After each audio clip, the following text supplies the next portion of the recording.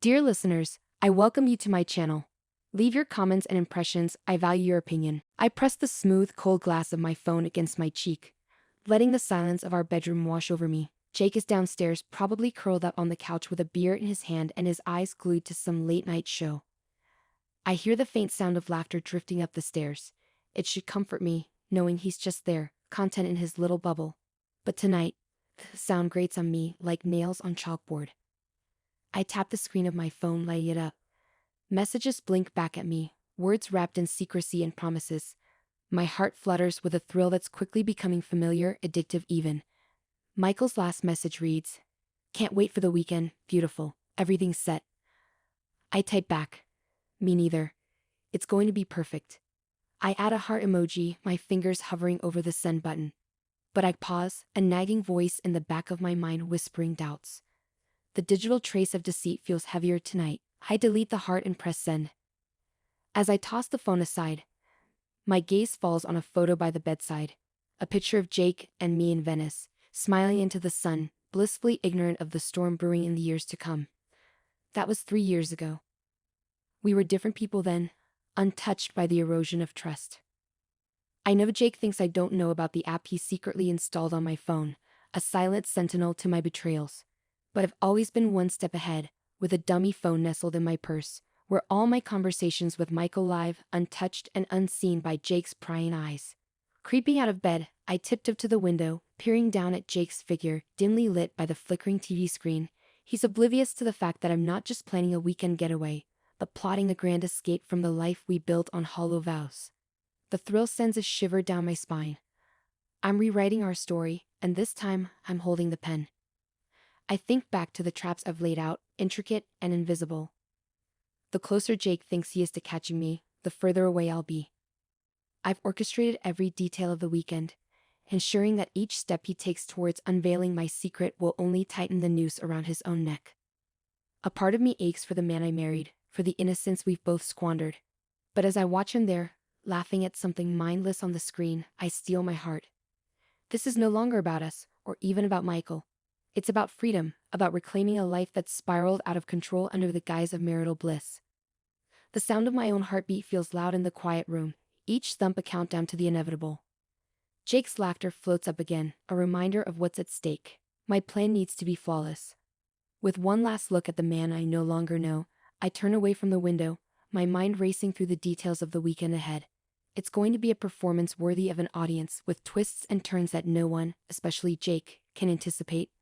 As I slip back into bed, my phone vibrates softly with a new message from Michael. "Everything's ready on this end. Just follow the plan." I smile in the dark, the screen's glow casting shadows on my face.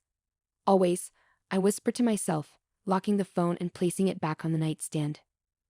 The game is set, the pieces are moving, and I'm the queen of this chessboard. The morning light seeps through the blinds, casting thin strips of sunlight across our bedroom floor. Jake is already up, his side of the bed neatly made, a silent accusation of my own disarray. I can hear the clink of dishes downstairs, the mundane soundtrack of our domestic facade. Today, more than ever, each sound is a reminder of the ticking clock, the countdown to the weekend. Pulling myself from the tangle of sheets, I prepare for the day with mechanical precision, my mind racing through the plans for the weekend. I choose a bright floral dress, slipping into it like armor, a stark contrast to the dark thoughts swirling in my mind. As I descend the stairs, I brace myself for the morning charade. Jake is at the kitchen island, pouring coffee into 2 mugs. His back is to me, the tension in his shoulders palpable. "Morning," I say, my voice too cheerful. He turns, offering me a tight smile. "Morning, love. Coffee?" "Please." I take the mug he hands me, our fingers brushing briefly, a spark of our old chemistry flickering and dying in the brief contact. We sit at the table, the silence stretching between us, filled only by the soft scrape of spoons against bowls. It's during these quiet moments that I feel the weight of our crumbling relationship most acutely. "So, you have plans this weekend?" Jake asks, his tone casual, but his eyes sharp, probing. A thrill of adrenaline shoots through me, just the usual girls' getaway. You know, spa, wine, no husbands allowed. I keep my face neutral, sipping my coffee to hide any flicker of deceit. he murmurs, studying his coffee as if it holds the secrets of the universe. Sounds relaxing. And you? I venture, heart pounding. Any plans? He shrugs. Thought I'd catch up on some work. Maybe go fishing with Bill. Bill. The mention of Jake's best friend sends a shiver down my spine. Bill works in cybersecurity, the perfect ally for Jake if you were to dig deeper into my activities. I file this away, a piece of the puzzle to be cautiously handled later. The rest of the morning passes in a blur of routine. I leave for work, the drive a chance to breathe, plan. At the office, I'm greeted by the usual hustle, but today I have a lunch meeting with an old friend. Someone who could unwittingly play a pivotal role in my weekend plans. Sarah.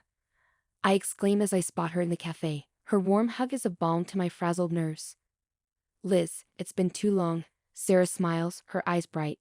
We order lunch, and as we wait, I steer the conversation carefully. So, I hear you're working with that new tech startup now. Must be exciting. Sarah nods, eager to share. It's amazing. We're actually developing software that can. I listen nodding, my mind racing. The technology she describes is the perfect tool I need to ensure my communications remain hidden from even the most prying eyes, like Jake's. As we part ways, Sarah hands me a business card. Let me know if you ever need a tech favor, Liz. I tuck the card into my purse, a small smile playing on my lips. Thanks, Sarah. I just might take you up on that. Driving back to work, I feel a piece click into place. With every maneuver, every conversation, I'm weaving a tighter web around Jake, ensuring that when the storm breaks, I'll be the one left standing. The sun is beginning to set, casting long shadows across my office as I pack up for the day. The anticipation of the coming weekend pulses through me, a mixture of excitement and fear. I keep replaying my lunch with Sarah, her unwitting contribution to my plans, and Jake's unsuspecting facade this morning. Every interaction feels like a move in a high-stakes chess game. As I pull into our driveway, I notice an unfamiliar car parked in front. My heart skips a beat. Unexpected variables could unravel everything. I gather my composure as I walk in, ready to adapt to whatever new challenge awaits. Inside, I'm met with laughter. Jake's deep chuckles mingling with a lighter feminine laugh that doesn't belong to anyone familiar. Rounding the corner into the living room, I spot them. Jake, and a woman with sharp features and a clipboard, sitting on our couch. My confusion must show because Jake immediately stands, smoothing out his shirt. Liz, you're home. This is Diane, our new real estate agent. I thought it was time we considered finding a place with more space. Diane stands, extending her hand with a professional smile. It's a pleasure to meet you, Liz. Jake tells me you're looking for something with a garden. I shake her hand, my mind racing. We hadn't discussed moving. Is this part of Jake's plan, or a genuine step he's taking independently? Either way, it's an opportunity to glean more about his state of mind. Nice to meet you, Diane. Yes, a garden would be wonderful, I reply, maintaining my composure. Jake, can we talk for a minute? I gesture towards the kitchen. Once out of earshot, I confront him. Jake, this is quite a surprise. Moving hasn't exactly been on our priority list. He leans against the counter, his expression unreadable. I thought it might be good for us. A fresh start, you know. His voice is steady, but there's something in his eyes I can't quite place. Guilt, perhaps, or suspicion. We'll talk about this later, I say, not wanting to delve deeper with Diane still in the house. Returning to the living room, I apologize to Diane for the interruption and assure her we'll be in touch. After she leaves, the house feels charged with an unspoken tension. Jake breaks the silence first. Liz, about this weekend. Are you sure you wouldn't rather we spend it together? Maybe work things out? His sudden interest in my plans sends a wave of paranoia through me. Is he genuinely reaching out, or is this another tactic to catch me off guard? I think this trick with the girls is something I need, I say carefully, watching his reaction.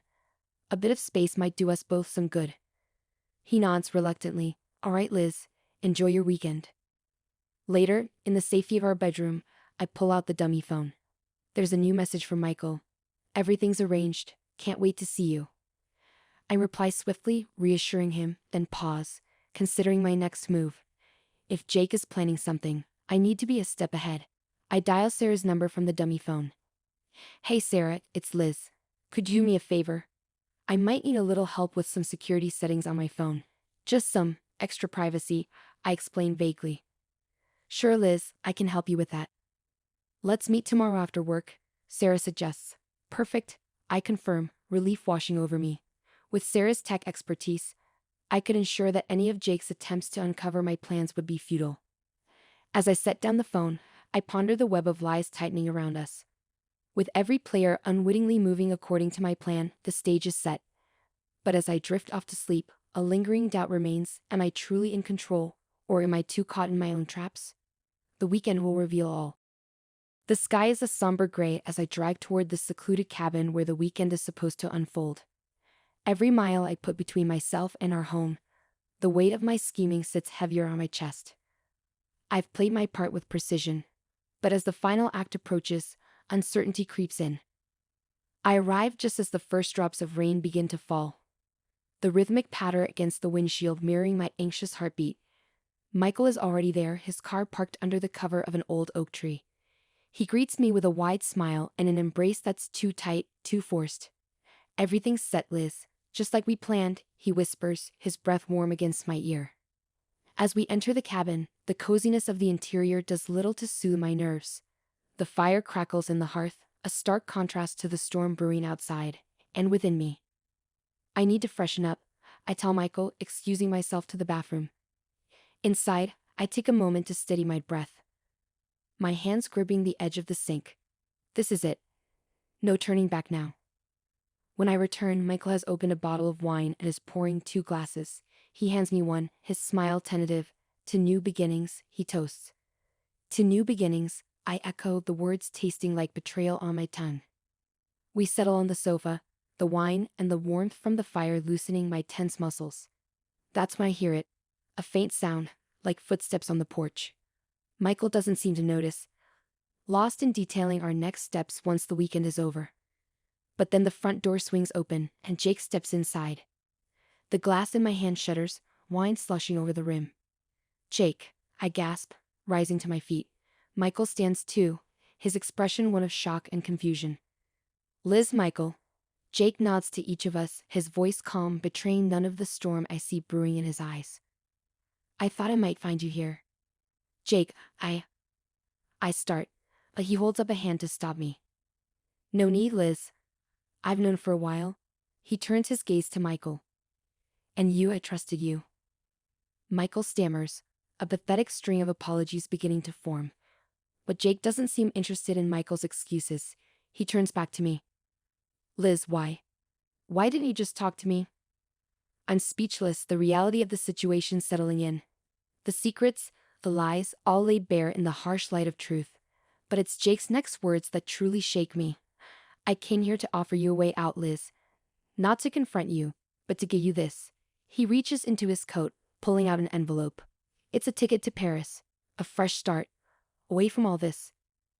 For me. I take the envelope, numb. Why? Is all I can manage. Because despite everything, I still care about you, Liz. And I believe everyone deserves a chance at redemption.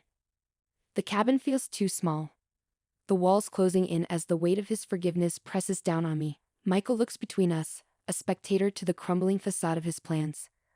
I'll leave you to decide, Jake says, turning to the door. I hope you find what you're looking for, Liz.